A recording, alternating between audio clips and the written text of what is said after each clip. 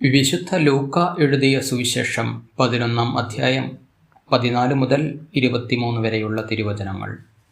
യേശുവും ബേൽസെബൂലും. അവൻ ഊമനായ ഒരു പിശാചിനെ ബഹിഷ്കരിക്കുകയായിരുന്നു. പിശാച് പുറത്തുപോയപ്പോൾ ആ ഊമൻ സംസാരിച്ചു. ജനങ്ങൾ അത്ഭുതപ്പെട്ടു. അവരിൽ ചിലർ പറഞ്ഞു, അവൻ പിശാചുക്കളുടെ തലവനായ ബേൽസെബൂലിനെ കൊണ്ടാണ് പിശാചുക്കളെ ബഹിഷ്കരിക്കുന്നത്. വേറെ ചിലർ അവനെ പരീക്ഷിക്കുവാൻ സ്വർഗത്തിൽ നിന്ന് ഒരടയാളം അവനോട് ആവശ്യപ്പെട്ടു. അവരുടെ വിചാരങ്ങൾ അറിഞ്ഞുകൊണ്ട് അവൻ പറഞ്ഞു, അന്തഃഛിദ്രമുള്ള രാജ്യം നശിച്ചു പോകും, അന്തഃഛിദ്രമുള്ള ഭവനവും വീണുപോകും. സാത്താൻ തനിക്ക് തന്നെ എതിരായി ഭിന്നിച്ചാൽ അവൻ്റെ രാജ്യം എങ്ങനെ നിലനിൽക്കും?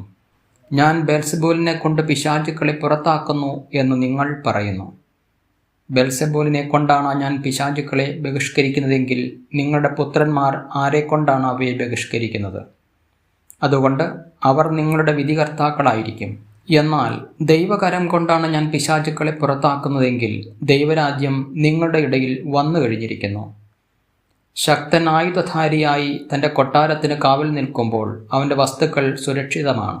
എന്നാൽ കൂടുതൽ ശക്തനായ ഒരുവൻ അവനെ ആക്രമിച്ച് കീഴ്പ്പെടുത്തിയാൽ അവൻ ആശ്രയിച്ചിരുന്ന ആയുധങ്ങൾ മറ്റവൻ അപഹരിക്കുകയും കൊള്ള മുതൽ ഭാഗിച്ചെടുക്കുകയും ചെയ്യും.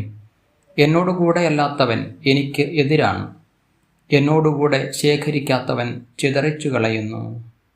നമ്മുടെ കർത്താവായ മിശിഹായിക്ക് സ്തുതി.